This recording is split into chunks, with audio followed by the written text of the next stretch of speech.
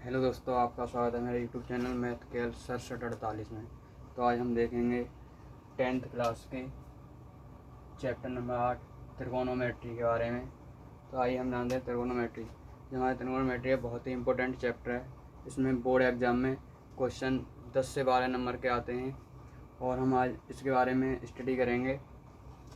तो हम सबसे पहले जो हमारे त्रिकोणोमेट्री जो अनुपात होते हैं उनको देखते हैं, कितने अनुपात होते हैं। तो हमारे 6 अनुपात होते हैं। वो कौन कौन से होते हैं आइए देखते हैं। तो सबसे पहले नंबर हमारे जो अनुपात हैं उन्हें हम देखते हैं। पहला होता है साइन, कॉस, टेन, कॉट, सेक और एक होता है कोसेक। हमारे 6 त्रिकोणमितीय अनुपात होते हैं। एक दूसरा होता है कॉस, तीसरा होता है टेन, चौथा होता है कॉट, पांचवा होता है सेक और छठवां होता है कोसेक। तो ये हमारे 6 त्रिकोणमितीय अनुपात होते हैं और हम इन्हीं के बारे में जो इस चैप्टर में अध्ययन करेंगे। जो हमारे 6 अनुपात दिए हैं तो हम इन अनुपातों के बारे में पढ़ेंगे, इन पर बेस्ड फॉर्मूला पढ़ेंगे। और हम सबसे पहले तो हम देखते हैं सामान्य त्रिकोणमिति में सबसे पहले हमें एक समकोण ट्रायंगल की आवश्यकता होती है। समकोण ट्रायंगल जैसे हमने एक त्रिभुज ले लिया है जिसका हम नाम दे सकते हैं ए बी सी। तो जो बी है कोण बी, इसे 90 डिग्री बोलते हैं और यही क्या होता है हमारा 90 डिग्री, यानी इसी को हम बोलते हैं समकोण। क्या बोलते हैं? समकोण। तो जो ए बी सी है, त्रिभुज ए बी सी, जिसमें हमारा एंगल जो बी है त्रिभुज ए बी सी में जो हमारा कोण बी है वो 90 डिग्री का है। इतने का है तो हम बोल सकते हैं कोण बी बराबर 90 डिग्री। तो ऐसा त्रिभुज जिसमें इसका एक कोण 90 अंश का होता है उसे हम समकोण बोल सकते हैं। तो हम सबसे पहले इसी के बारे में देखेंगे। त्रिभुज ए बी सी लिया है तो जो कोण के सामने के हम पाइथागोरस प्रमेय पढ़ेंगे इसमें। पाइथागोरस प्रमेय, तो इसमें पाइथागोरस प्रमेय पढ़ेंगे। तो पाइथागोरस प्रमेय के बारे में जो हमारा समकोण होता है 90 डिग्री, तो 90 डिग्री के सामने की जो भुजा होती है उसे हम बोलते हैं क्या? कर्ण। क्या बोलते हैं? कर्ण। अब हमारी ये दो भुजाएं हैं, एक कोण सी है और एक कोण ए है। यदि मैं कोण ए को थीटा मान लूँ तो थीटा के सामने की भुजा हो जाएगी हमारी क्या? लंब। क्या होगी? लंब। अब जो शेष भुजा बची है वो हो जाएगी हमारी आधार। क्या हो जाएगी? आधार। तो इसका त्रिभुज ए बी सी में जो हमारी भुजा ए सी है वो तो हो गई कर्ण। अब थीटा माना था हमने क्या? ए। तो थीटा के सामने की भुजा जो है बी सी है और बी सी क्या होगी? लंब। अब जो शेष भुजा बची है वो हो जाएगी हमारी क्या? आधार। यदि हम थीटा ऐसे ही दूसरे डायग्राम में देखते हैं, इसमें भी बी क्या है? समकोण है। बी 90 डिग्री है। यहाँ पर बी ए बी सी, यदि हमने बी समकोण दिया है तो बी को 90 अंश बनाना है। ए और सी आप कहीं भी रख सकते हैं। यदि मैं यहाँ पर सी रख लूँ और यहाँ ए रख लूँ तो भी रख सकते हैं, कोई दिक्कत नहीं, कहीं पर भी कैसे भी रख सकते हैं। तो अब मैं बात करता हूँ, हमारा ये ए था, ये सी। तो यदि मैं थीटा ए मानूँ, थीटा ए माना था इसमें, तो हम इसमें मान लेते हैं कितना? सी।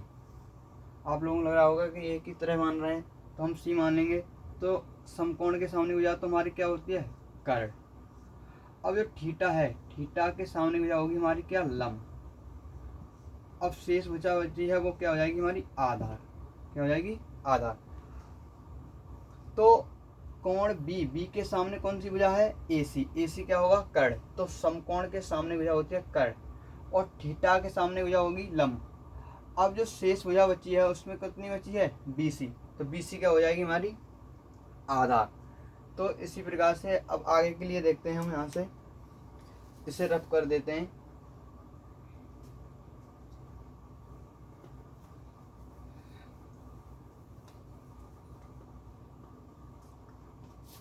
जो हमारी पाइथागोरस प्रमेय होती है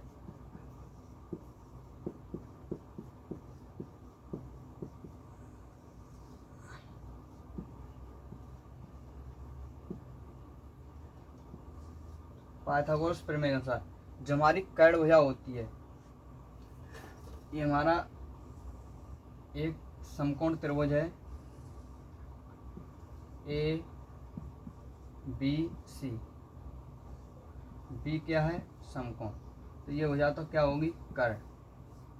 यदि मैंने ये थीटा मान लूँ तो ये भुजा हो जाएगी हमारी क्या? लंब। अब ये क्या बचेगी? आधार। तो पाइथागोरस प्रमेय के अनुसार होता है कर्ण भुजा का वर्ग, कर्ण भुजा का वर्ग शेष दो भुजाओं के वर्ग के। तो इस त्रिभुज में हमारी तीन भुजाएं, एक कर्ण, लंब, आधार। जब हम कर्ण भुजा का वर्ग ले लेंगे तो शेष दो भुजाएं बचेंगी और इन दोनों शेष भुजाओं के वर्ग के योगफल बराबर होता है कौन सी? कर्ण भुजा का। तो हम लिखेंगे यहाँ लंब भुजा का वर्ग प्लस आधार भुजा का वर्ग। तो जो पाइथागोरस प्रमेय होती है उसमें होता है कर्ण भुजा का वर्ग, कर्ण भुजा का वर्ग शेष दो भुजाओं के यानी लंब का स्क्वायर प्लस आधार के स्क्वायर के योगफल के बराबर होती है। तो ये एक हमारा पाइथागोरस प्रमेय का एक फॉर्मूला होता है। तो इसी से यदि हम लंब निकालना चाहें, लंब स्क्वायर, तो ये इधर लाएंगे, माइनस का कर लेंगे, तो कर्ण स्क्वायर, कर्ण का स्क्वायर माइनस आधार का स्क्वायर बराबर रह जाएगा क्या? लंब का स्क्वायर यानी लंब भुजा का वर्ग। ऐसे ही यदि हम अगला और निकालना चाहें, यदि आधार स्क्वायर वाला निकालना चाहें, तो इसमें से बनेगा कर्ण स्क्वायर, कर्ण का स्क्वायर माइनस आधार का स्क्वायर बराबर होगा किसके? लंब के, सॉरी, कर्ण स्क्वायर यानी लंब का स्क्वायर बराबर हो जाएगा किसके? आधार के स्क्वायर के। तो ये हमारे तीनों फॉर्मूले निकल के तैयार होते हैं इससे। यानी पहला फॉर्मूला होता है कर्ण स्क्वायर बराबर लंब का स्क्वायर प्लस आधार का स्क्वायर। अब यदि हमें आधार लंब स्क्वायर बराबर निकालना है तो ये प्लस की हो जाती है, तो इधर आगे किसकी हो जाएगी? कर्ण स्क्वायर माइनस आधार का स्क्वायर बराबर क्या बचेगा? लंब स्क्वायर। ऐसे ही हम आधार स्क्वायर बराबर निकालना चाहेंगे तो ये होगा कर्ण का स्क्वायर माइनस लंब का स्क्वायर बराबर किसके? आधार के स्क्वायर के बराबर हो जाएगा। तो हम देखते हैं और फॉर्मूले हमारे। एक फॉर्मूला होता है जो हमारा, हम इन 6 जो हमारे अनुपात थे त्रिकोणमितीय अनुपात, हम उन्हें इस प्रकार से लिखते हैं।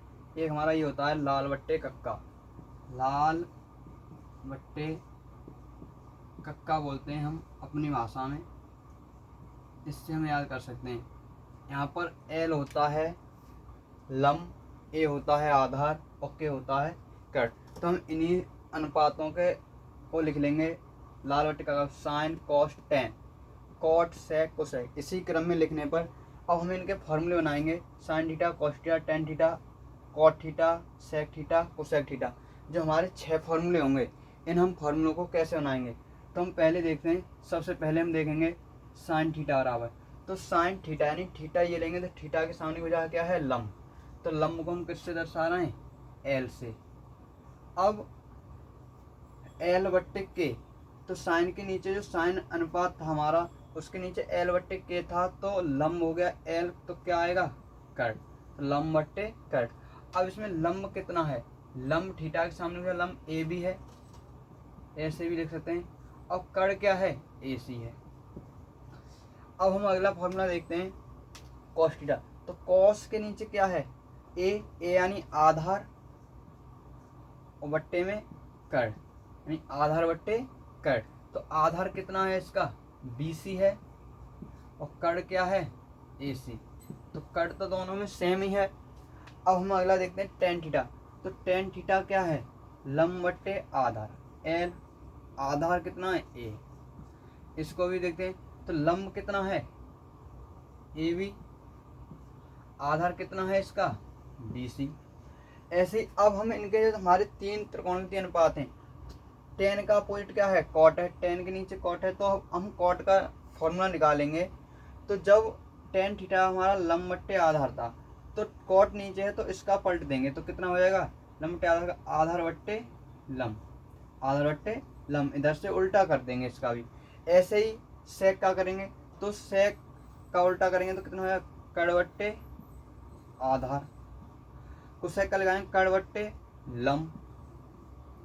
कड़ बट्टे जो हमारा साइन है वो साइन हो जाएगा, यानी कोसेक के आ जाएगा। जो कोसेक होगा वो साइन का उल्टा। साइन का था लंब बट्टे कड़, तो कोसेक का हो गया कड़ बट्टे लंब।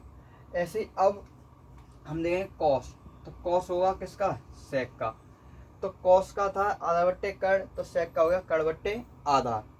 अब हम देखते हैं टेन का, तो टेन का उल्टा कॉट होगा, तो टेन थीटा का सूत्र था लंब बट्टे आधार, तो कॉट थीटा का हो जाएगा आधार बट्टे लंब। आई होप, मैं आशा करता हूँ कि आपके ये समझ में आए होंगे, और जहाँ कहीं समझ ना आए हो तो आप कमेंट करके ज़रूर बताएं।